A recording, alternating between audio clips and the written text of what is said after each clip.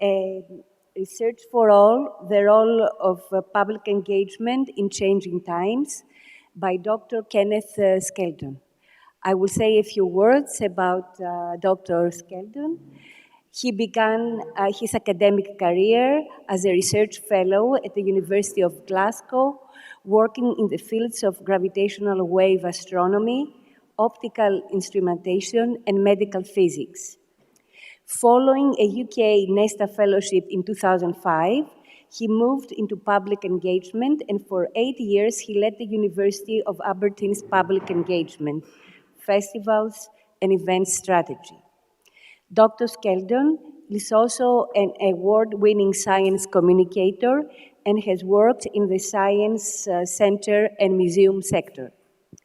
From 2015 until 2017, he was chair of the board of directors at Aberdeen Science Centre. In 2017, he moved to Cambridge, UK, to lead the public engagement section.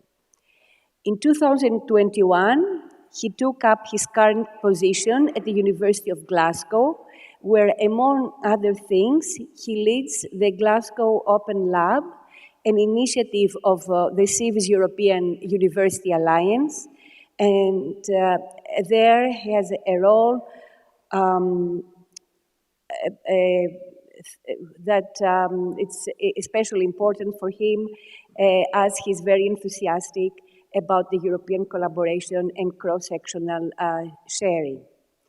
In May 2024, he was elected as the new president of the European Science Engagement Association and continues to be active across many transnational engagement projects. Dr. Skeldon, you have the floor. Thank you.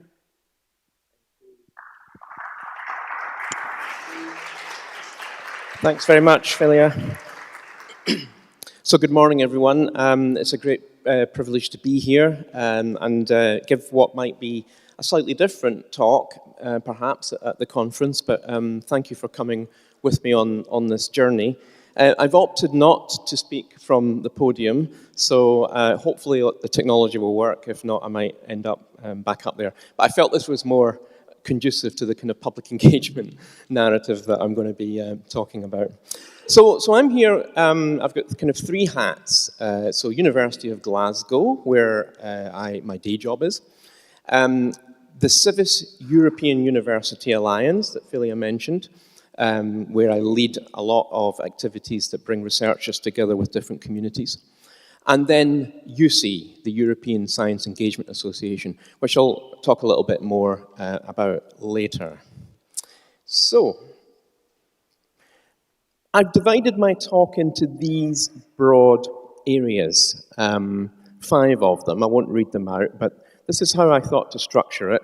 And it was interesting, actually, last night after the opening ceremony, chatting with people at the reception, that some of these themes were coming up in conversation. So I was in two minds about whether to put some of them in, but I'm quite glad I did, and it would be really interesting to hear your thoughts on them. But the other thing that I need to start with is a bit of a confession. And maybe I should be up there for this, but the confession is that I'm a physicist. I'm not a qualitative researcher. The field of qualitative inquiry is not where I cut my teeth, as it were. And you know, what's more than that, I'm a physicist at a congress on qualitative inquiry. So I find myself in somewhat unfamiliar territory, but because of the direction that my career moved in, from being a researcher to essentially someone who supports researchers, it's not as unfamiliar as you might think. And just to give a flavor of that, this is a kind of a timeline, a rough timeline of my own career journey. It kind of took lots of unpredictable turns. I started off in physics research and gravitational waves detection. And I guess a key point for me was around about 2005, where I got a fellowship from NESTA, which is the UK National Endowment for Science, Technology and the Arts. And that kind of it essentially bought me out of research to think about what public engagement with research might look like and what a career in that might look like. And ever since, for the last 20 years, I've really been working in that field. I've been supporting researchers with their public engagement activities. So I'll maybe come back a bit on that later. Now, one thing I think it's always useful to do when you come up with a title for a keynote like this is to back it up. So, Research for All, the role of public engagement in changing times. So first of all, what do I mean by changing times? So a lot of the change that I'm thinking about here are in the academy. And already this morning at the panel session that I was at before the coffee break, a lot of these sorts of issues were being discussed. Much of them, I think, will resonate with you. So it's fair to say there's an increasing scrutiny on the societal impact of research. That's a movement that has been going on for some decades, for some years, and is still a very current topic. Research funder encouragement to involve different actors in research, which includes marginalised communities. I've seen particularly over the 10 to 20 years that I've been working in professional public engagement, that has just steadily increased. The kind of way that research funding is reviewed, that it's encouraged. Cross-disciplinary research, particularly in the UK, is beginning to take off in a way that's different from before. So that's a live topic. Then shifts in the way that research excellence is measured when it comes to outputs and outcomes, and I'll talk a little bit about some of the kind of top-level frameworks around that promote that later on. And it's fair to say there's changing expectations around researcher communities, around the roles and what it means to be involved in what you might call co-research activities. So when I was a researcher working in the lab, doing my optics work, I was pretty much left alone. I might have had to do some teaching, but nobody was saying much about other types of activity. Skills development, transferable skills development, public engagement, and that has changed for sure. And then thinking a bit more widely, so that links to the kind of competitive nature of research environments, even in the kind of grants that I work in now, which are often to do with the European Commission WIDERA grants, they're very, very competitive. I mean, very competitive. Sometimes measures success rate in single figures. So, there's something around working together to maximize the strength of these sorts of bids. And then thinking about society, one of the big things that we talk about at the UC conference, it's bubbling up more and more, particularly over the last few years, is the rise of misinformation, of what sometimes people call pseudoscience, and particularly via social media. And needless to say, and this came up, of course, last night in the opening ceremony, it is just difficult to predict what is going to happen next. I mean, as I was chatting to somebody last night, I was saying that I can't remember the last time that I got on a plane and all the signals go dead, and you worry a little bit about what's going to be on your newsfeed when you get off the flight. And that's kind of how I feel, and it might be how many of you feel at the moment as well. So, having said all that, what do I mean by public engagement? So, I want to put up this graphic. Has anybody seen this before? This visual. It's been around since about 2010, and it was first included in a report by the Wellcome Trust in the UK, and it tries to describe public engagement as an onion with layers. And if you like to think of it in terms of the outside of the onion is kind of one-way versions of engagement and communications. So what I'm doing just now. And as you move into the center of the onion, it becomes more two-way. It becomes more dialogue-based, more like a conversation. So participatory research, participatory methods, would lie within the deeper layers of that onion. And this has been going around in various shapes and forms for many years. In fact, this version is what Research Ireland use as part of their public engagement strategy and advice for researchers. And it's quite a useful way of thinking about that broad spectrum of activities that come under this public engagement banner. And in the UK, since, again, about 2010, we've had this definition within higher education. I won't read it out, but the things to draw out here are the emphasis on two-way and mutual benefit. So focus on benefits. This is from the National Coordinating Centre for Public Engagement, which is a national body in the UK that provides support around public engagement with research. They also, about the same time, created this way of thinking about public engagement with research, emphasizing that the purpose of what you want to do through engagement should come first. Now, you might think, well, isn't that obvious? But actually, a lot of public engagement happens because someone's running a festival and they're looking for researchers to take up the slots in that festival, and they put out a call. That's not purpose-led. That's opportunity-led. So thinking about it in this way was a departure from a lot of the types of engagement that were happening. And at Glasgow, we think about it a bit like this. So we've been deliberately quite wide with this definition, bringing people together. And what this definition does is it acknowledges the different stages in research that we want to engage people in. So it could be at the start, in terms of how research is designed and created, or it could be how it's shared, how it's disseminated. So I thought it was useful just to put up these definitions, because it is important that I frame kind of what it is that I'm talking about here. Now, in looking at the conference and looking at the statements on the website, so this is the kind of welcome statement for the Congress, it was interesting because as I was looking through it, I was kind of thinking about, well, what in this resonates with public engagement? And there was quite a few things, and it wasn't designed this way, but it is just landed that way.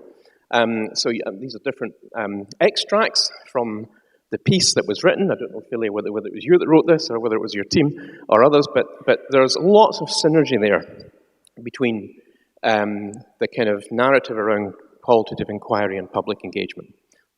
And so I thought, I'll try a couple of word clouds based on the literature, and the one on the left is qualitative inquiry, the one on the right is public engagement. And again, lots and lots of terms, sometimes the same term, sometimes terminology that essentially means the same thing or alludes to the same method or process. And so that led me to this kind of thought, really, that it maybe isn't so unusual or so weird to have public engagement kind of coming into this community, in this conference, because I think there are many shared attributes. I've listed some of them there. We'll make these slides available, so I won't go through them bit by bit. But I think they are there in different ways, and it's a very rich kind of interplay between the two communities. And that's my first thought cloud here, that there's much to be gained by qualitative research and public engagement communities coming together. And maybe that doesn't happen enough. And I wonder whether this Congress and some of the conferences that I'm involved with, the kind of public engagement with research, more the kind of practitioner conferences, are ways in which we could explore some links between the two communities. So it's a kind of a hold that thought.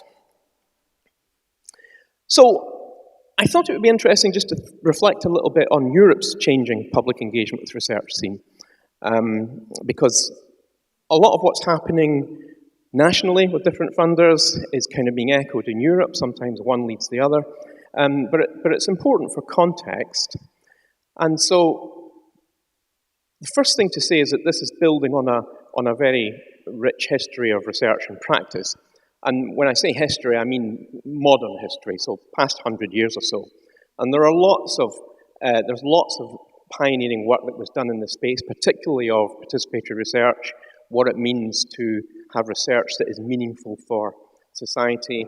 And I was involved in a big conference last year in Aberdeen, where we had at least some names there. We had Bud Hall, Rajesh Tandon, people that have been doing this stuff for 50 years. And sometimes the public engagement community get into a kind of a near history bubble of 10 to 20 years and think that they're doing great stuff for the first time. But actually, it's important to acknowledge the work that's gone before. But it is fair to say, I think, that in 2000s-ish, there was this move, certainly in the UK, that saw public engagement being promoted as what I've said here, what I've called a pervasive component of all research. So whether or not you were a social scientist or a humanities researcher or interdisciplinary or a STEM researcher, physicist like myself, the pendulum was shifting a bit. It was shifting from the question, why would you engage publics in your research? More to looking at it from the other angle, that why wouldn't you? And I think that began to play out in the way that funders and other kind of influential bodies, research councils and the like, began to support this idea of public engagement with research. And then, of course, at the European level, over 40 years now of the framework programs. So we're currently in FP9, soon we'll be in Framework Program 10. And throughout that time, science and society, what they called science and society, but by science really we mean research, was a big theme. Big change though, in maybe around about 2020 maybe, 2021, where a lot of the dedicated science and society programs, what was called Science With and For Society, SWOFs, stopped. And actually there was an encouragement to embed public engagement more in the research grants that people were submitting to the different actions of the European Commission's funding framework. And there's an interesting link there around the kind of history of how that's evolved. And around about this, well, slightly after the start of the framework programs, associations began to emerge. So science centres and museums are really important cultural assets where a lot of engagement happens, but also where engagement then takes off from and moves into communities. And in 1989, Excite was formed, which is the European network representing science centres and museums. And then UC, which I currently preside over, was formed in 2001 in Vienna.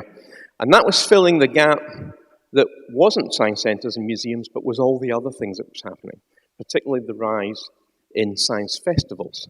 Science festivals, events, schools outreach programs, all of that community, who didn't feel necessarily they were part of Excite, then came together to form UC. And what's happened with UC over the past couple of years is it's moved much more into the space of public engagement with research and innovation, which is why I think it's a useful network to be aware of. And then there was big public engagement initiatives that the Commission themselves got behind. So how many people in the room have heard of European Researchers' Night? 2. I expect it to be maybe, I don't know, 10, 15. Okay, that's interesting. Now that might be because it's quite heavily dominated by STEM researchers, science, technology, engineering and maths. But it's not about that. Nowhere does it say in the European Researchers' Night guidelines that this is for natural scientists to come and promote their subjects. It's about research. It's about bringing the diversity of research to a public audience through what's one of the biggest public engagement funding mechanisms, instruments in the European Commission. And they're all over the place. So I'd encourage you to have a look and see whether there's one near you. There might well be one that's happening in your own city, in your own backyard. I launched the European Researchers' Night in Scotland in 2014, still going strong. And then I launched one in Cambridge back in 2018. So they're great events, and they're a mark of the Commission getting behind this whole notion of public engagement with research. Also, things like Science is Wonderful, and again, by science, they really mean research. And Science is Wonderful, big event every year in Brussels, are really keen to hear from researchers who are not working in the fields of the natural sciences. So, again, an opportunity there. And then big local initiatives. I put the Edinburgh Science Festival up there because it's one of the ones that's been running the longest, formed back in 1989. So these big initiatives appeared. And then this parallel narrative of a funder steer from discrete to embedded. So rather than public engagement being regarded as a bolt-on to research, it was much more about how you integrate it with research. Now, a lot of that might seem quite comfortable to researchers working in areas of qualitative inquiry, qualitative research, but for STEM researchers, that was a shift. That was a difficult transition to make, and lots of people still debate what that really means. What does it mean if you're a particle physicist? What does it mean to involve people, publics, in your research? So those discussions are kind of still happening. And then there was the RRI agenda, Responsible Research Innovation, that was very topical for a few years and kind of evolved into what is now the Open Science Agenda, which is really important. The Open Science Agenda encompasses everything from making sure that research is out there to be scrutinized on platforms without paywalls, right through to the essence of public engagement, ethics, and all the associated areas that feed into that.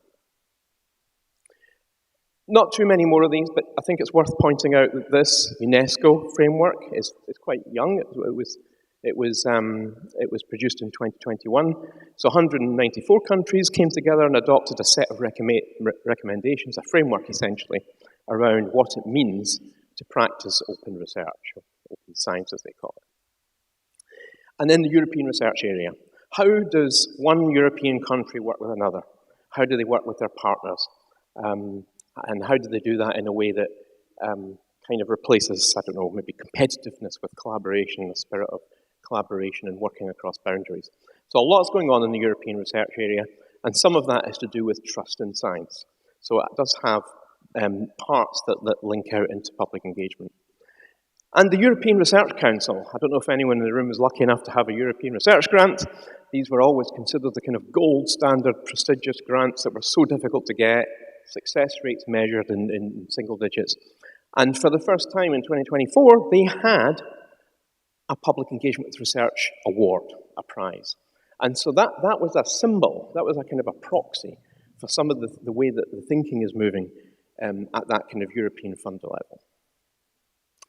So, Horizon Europe's Widera actions. I don't know how many people are familiar with this, what's sometimes called the fourth pillar of the Horizon scheme. Has anybody applied for a Widera grant? Yep, we've got a couple of hands going up.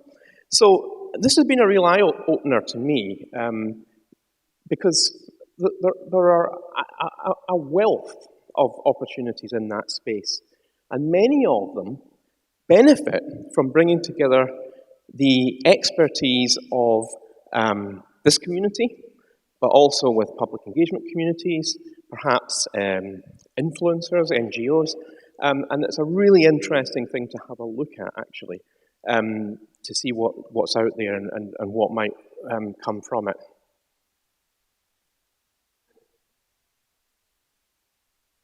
And I just want to put up a couple of examples of projects that have been funded by Widera. So Coalesce, which is looking to form a European Centre for Science Competency. What might that look like? A science communication competency, I should say. So they're doing some interesting work. The Reinforcing project that have got an open grant call out at the moment. And that's something to to be aware of. That it's becoming quite common now for people to apply to Widera for a large grant and then to disperse that grant into smaller chunks to the rest of the community.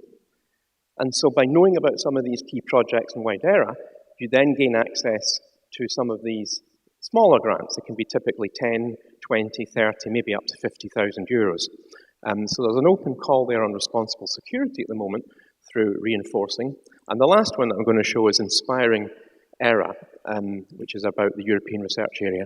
And they actually have an online event coming up that you might be interested in. The QR code there takes you to the registration for that. It's in a couple of weeks' time. I'll be at that. You see, you're going to be talking at it.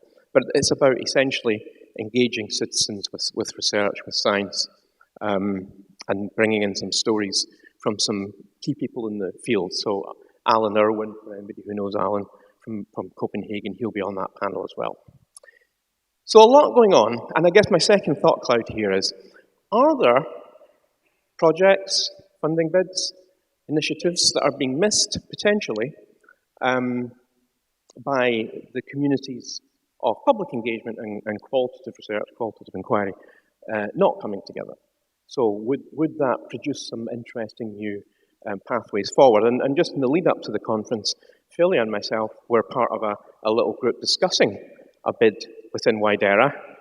Fortunately, it didn't come off for various reasons, but nonetheless, it showed that being aware of each other's spaces led to interesting consortium being created, which then can carry forward into other opportunities. Okay, this is the part that I wondered whether to put in or not, if I'm honest. But when I was chatting last night to people, I thought, well, actually, there's some interesting stuff here. And it's around this notion of what it means to be a kind of contemporary researcher with what in the UK we're increasingly calling a narrative CV. So a CV that isn't just about grants, publications, those sorts of traditional outputs, but are, that describe a whole range of different research outputs. So it could be engaged research, it could be knowledge exchange, it could be commercialization. But thinking about it in that narrative way, it could be about inspiring kids at school with research, with science. And thinking about it in that way and valuing those components as a part of what it means to be a research leader. So we used to ask this question. I used to ask this question when I kind of started in public engagement support, 15 years ago. How can we support researchers to become leaders in public engagement? Realize that's the wrong question to ask. And actually, the more relevant question, certainly for today, is that how can we support researchers to build a leadership portfolio that's enhanced by public engagement? So it's a different way of thinking about it. And some of this comes back to this idea of embracing this move from what you might call discrete public engagement, events that happen over here, to what it means to embed public engagement within the research process. So something that will be familiar to many of you in the room, but there's always new ideas, new innovations that can come from combining different communities that work in that space. And I think with the new framework program emerging and what I've seen of it, that the opportunities for that will be front and center. So I think it's an interesting area to think about. And it also depends on the career level you're at. So I'm very conscious that there's lots of people at this Congress who are postgraduate researchers, what we might call early career researchers, first postdocs. Doesn't mean you don't have a role in leadership. It just means it looks a bit different. When I started off as a PhD student, I was quite active in public engagement, and I got others involved, and I went on science festival trips with teams of undergraduates. So in a way, I was using my kind of sphere of influence at that time to be a little bit of a leader in public engagement. And then when I became head of strategic public engagement, like at Wellcome or at the universities that I've worked in, then obviously my sphere of influence changes. But nonetheless, it's always something you can do. And I think that's a really important message, that leadership is not the same thing as how high up the academic tree or journey that you're on. There's always a role for leadership. And so, thinking back to my own journey, these were very formative times when I was a PhD and when I had those first fellowships. I did a lot during that time, which crafted what I suppose you would now call kind of leadership kind of qualities. And you're supported now in that. So there's supporting frameworks out there. How many people have heard of the European Charter for Researchers, just out of interest? Blimey. So the Commission won't be happy about that, but I'm not surprised, because unless you're in it, I mean, you only know what you know, right? But this is a top-level framework that the European Commission have produced, which has within it those different aspects of what it means to be a contemporary research leader.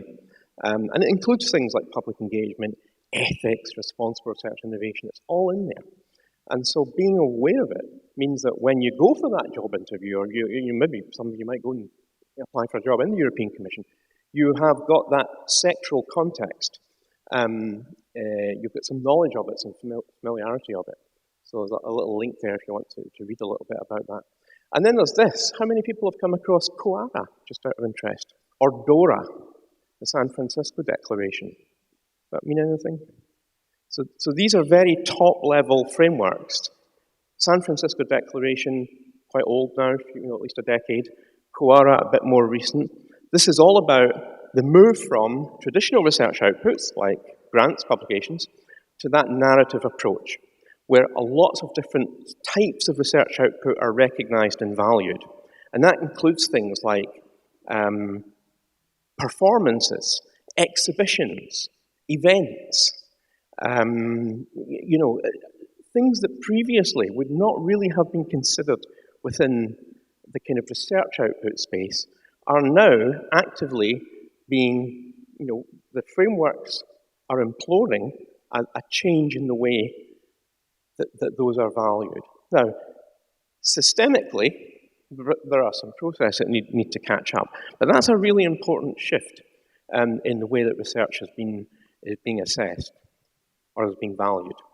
And then about a year ago, just short of a year ago, UC was involved in one of these mutual learning exercises from the Commission on public engagement with R&I, and we produced a set of recommendations as well, which seek to change the way that the European Commission then feed this into their grant-making policy. Now, the other thing I did, just out of interest, is I went through the program and I chose randomly some sessions, and then I looked at who was delivering them, and then I looked them up. Sounds a bit weird, doesn't it? But I want just to get a feeling for, who is here, where they were from, what kind of research they were doing, who they were working with. And I was quite surprised. There's quite a few people who are doing public engagement. It's on their bios. So it's not, it's not this. This is happening already. And there's even somebody who has been a winner in the 3-minute thesis competition. So I don't know where you are, but congratulations, because that's quite a tough thing to achieve. So that was quite a positive thing for me to see that that's happening. And it made me think, well, is it just that we're calling these things by different names? That, the term public engagement is a bit alien. Just as at the UC conference, which we'll have in May, the term qualitative inquiry would be a bit alien. But actually, there's lots of synergy. And then lastly, in this part, or almost lastly, I want to just emphasize the importance of open science and publishing in open science platforms. I don't know how many of you do this, but this has been a real eye-opener for me. So over the last few years, we've worked with researchers to produce all sorts of different outputs, performance, exhibitions, musicals. There was even an opera that we co-developed. We now publish these in open science frameworks. The OSF is the one we use, but there are lots of others. So there's lots of things that we do that perhaps don't fit into that traditional peer-reviewed journal with a kind of impact factor threshold, but nonetheless are important to share.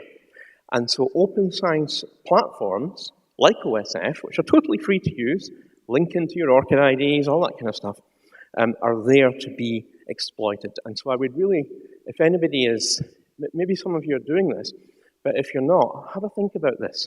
If you've got something that you've done and you think it's got some credible methodological robustness behind it, get it out there for others to see and create your citable digital object identifier through a platform like that.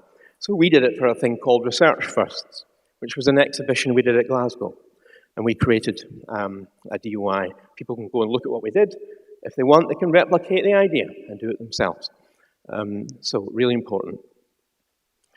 So I think, I guess the thought cloud here is that this community is really well placed to embed public engagement as that core leadership quality, thinking about all these different things, like the sectoral agendas, the potential for collaboration into new grants, the open research output frameworks, get your work out there. Even if it isn't being published in the academic journals, think about getting it out there through the open research platforms. Now, I'm getting quite tight on time, but I just wanted to spotlight some topical issues that are bubbling up through various avenues. So I'm involved in universities work, talking to researchers all the time, and then through Civis Alliance, speaking across those 11 partners in Europe, and then UC, and seeing all the stuff that's happening across the engagement community in Europe and beyond. And these are some of the things that I'm seeing coming up more and more often. So one question is this business of sustainability and the kind of difference between transactional and relational collaborations with community partners. And so a question is, do community research partnerships always have to be sustainable and built to last? Do they really always have to be like that? Because there's a lot of emphasis on encouraging that. And people are beginning to push back a bit and saying, well, it doesn't always fit for the kind of thing that we want to do. Big topic of conversation. When does a contribution to research move from being participatory or part of an engaged research narrative to being actually collaborative? And then triggering things like how is that recognized and attributed? And then power imbalance. So this came up quite a bit last night, and it was talked again about this morning. But how does a power imbalance between universities and community partners, how can it be exploited for the community partners' favour? So in other words, how can you accept there's a power imbalance, but then capitalise on it for the benefit of the community partner? And lastly here, does the academy, the universities, do they carry a responsibility to upskill the community partners getting involved in research with some of the methods that are so familiar to us, whether they be qualitative or quantitative? Is there a responsibility there to sort of level that playing field of knowledge? And that's something that we're interested in. And I just want to give one example. I'll probably skip over solutions for change, just in the interest of time. But something that's happening at Glasgow is this communiversity project. So communiversity is a concept that a few different institutions are playing with. And it's developing quite immersive relationships with their community partners around issues quite often in health inequalities or poverty or education. And at Glasgow, we're really interested in this idea of upskilling the community partners with the methods of research and actually turning that into a micro-credential so that community partners are gaining a qualification or a recognition for that in the same way perhaps that our own research community might do by going through an online course. So it's an interesting thing that we're just trying and to see how that works. So, how might we address some of these questions? Are they of interest? Do people care? But I suspect that there'll be quite a lot of synergy between some of the work that you're doing and some of the things that I'm talking about here. And then lastly, the value of networking.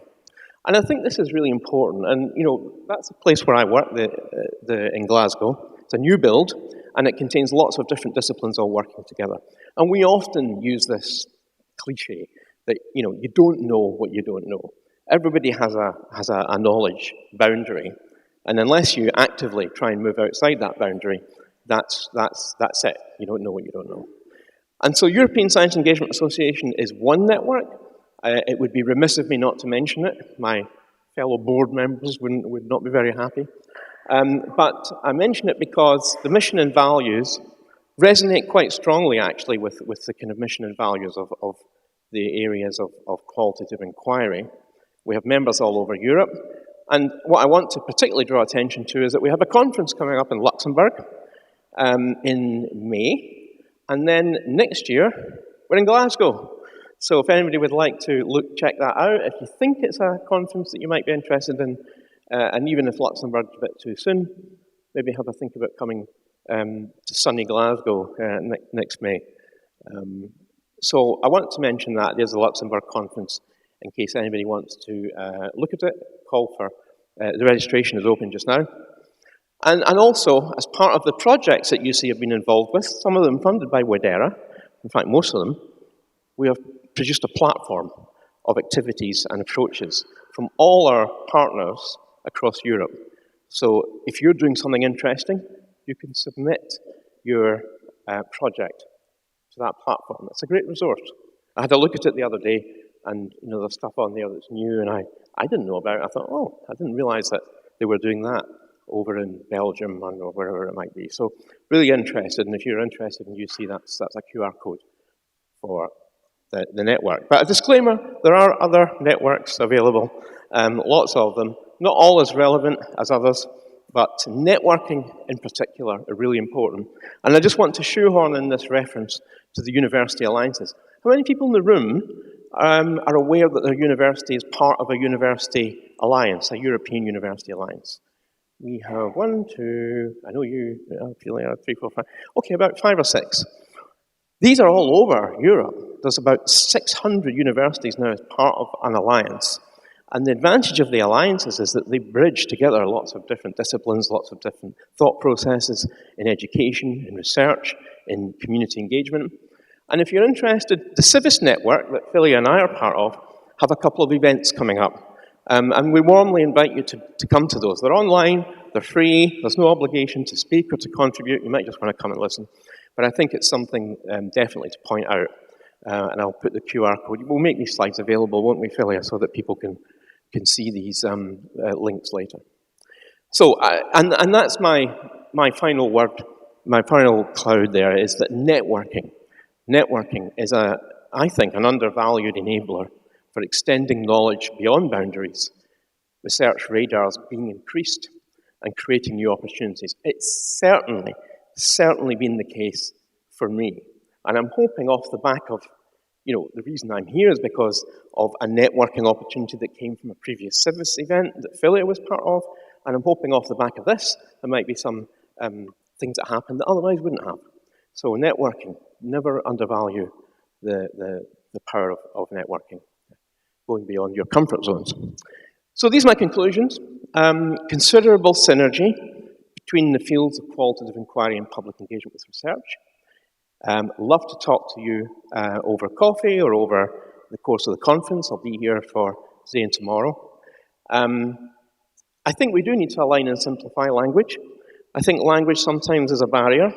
People are doing things that are similar but calling it by different names, and that can create a bit of a barrier. So thinking beyond that and thinking how to overcome that.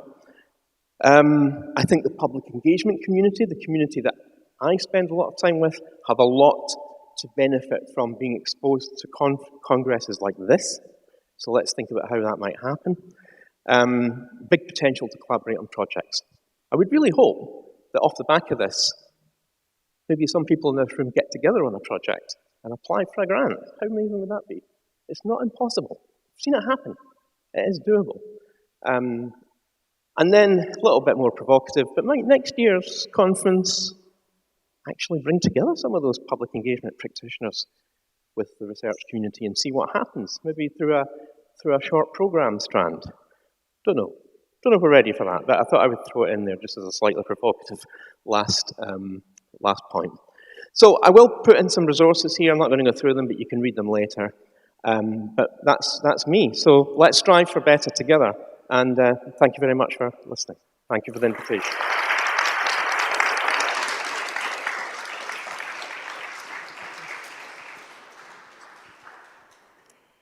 Thank you very much for your presentation.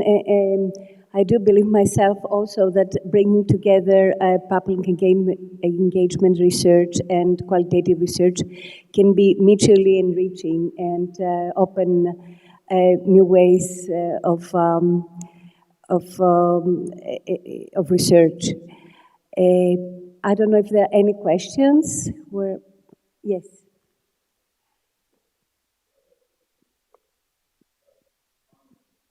Yeah. Okay, thank you so much for this meaningful presentation on significance of public engagement in research. So I got inspired in various ways, but I had a comment regarding what do we mean by public and what do we mean by engagement? Who is included in public and who is not included in public when we are engaging? And I was wondering how we can, what engagement really mean? Is it really just what we found disseminating that, are respectfully engaging community by trusting what they have, what the wisdom they have, and then respectfully including that wisdom into the research? So what I mean, where I'm going is basically with this is how we can effectively decolonize the engagement piece in which people can be trusted in terms of their wisdom and their value and what they have to offer, and respectfully engaged in the research. So you've covered a lot in that comment. I mean, in terms of what does engagement mean, I often think of engagement as the stage that comes before something that leads to a potential outcome, a research outcome, or an impact. You've got to start with some kind of engagement. But what public engagement practitioners have done for many years is work with communities that could be involved in research, but that aren't for whatever reason. So there's something around just bringing people together, which I think is really important. And that includes things like building trust and making sure that people feel that their voices are being recognized and valued, and it's not tokenistic. But if you look back to the history of participatory research, it is very deeply embedded in trust and building relationships with communities. And that onion that I showed at the start is quite useful for that, because participatory research would lie at the heart of that onion. Okay? Many more activities take place typically at the outside of the onion. Science festivals, outreach programs, events, whatever it might look like. And I think one message is that there's no wrong approach, but you have to be honest about the outcomes that you want to achieve. So if you're a researcher working in a particular area and your research impacts a particular group of people,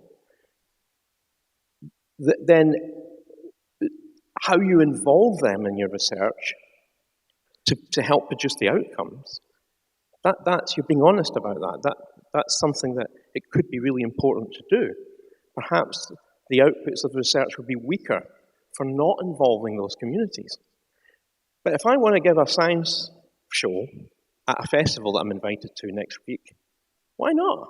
Because I might be inspiring kids in research and science. And as long as I'm honest about that, I'm not going to produce any deep participatory outcomes from that. But I might inspire some people, I might get people to think about things a bit differently. As long as I'm honest about that, I think that's the most important thing. So think about how engagement might play into what you're doing. Think about what you do already, but think very carefully about the outcomes that are arising from that. And I think as long as you're authentic in how you feel about those outcomes, fine. Lots of researchers do this because it gains skills, gains confidence. A primary school kid will ask you something that might throw you off in a way that an academic peer might not. It's incredible, It's incredible. But just be honest about what you want to achieve. Could probably talk about this all day, but I'm conscious that the other sessions are. Another question or? Yeah, thank you very much for the wonderful presentation. Lots of information. We appreciate it. My name is Tassos Matsopoulos. I'm an associate professor of school psychology at the University of Crete in Greece. From your experience and all this information, what's important for me is, do you see across Europe that the public engagement is important to departments on the evaluation of their faculty? That is to say, if the universities, as a priority, they have that the faculty are doing research that is community-based and comes back to the university, but to the community. I'm saying that just to underline the fact that I remember what criticism 20 years ago about Yale was one of the rich, and still is, one of the richest universities, but does nothing for the very pure communities in New Haven. Is that a similar thing that's happening? Nothing is happening? What do you know about that? Thank you. I mean, certainly in the UK, I see a strong shift for universities to think what it means to be a civically engaged university. I mean, in fact, some universities lead on that in their strategic plans. We're a civic university. Very easy to make these strategic statements. I think the universities that are really doing it well are the ones that then back that up with the infrastructures and the support mechanisms that they put in place, particularly to support research communities to get involved in engagement on civic programs. And it varies. I think it varies. It will vary from department to department, from faculty to faculty within institutions, and then from one institution to another. But I think some of these sectoral shifts with the way that research funders think, with the way that the European Commission is thinking, they are agendas that anchor referring to them, maybe in research grants, can only be a good thing, because those research grants are being reviewed by people to look for these sorts of... It's changing, hopefully for the better. Thank you. I don't think there is any more time. Perhaps the break... Oh, you have another question? Okay. Because the next session has started. Thank you very much. Thank you.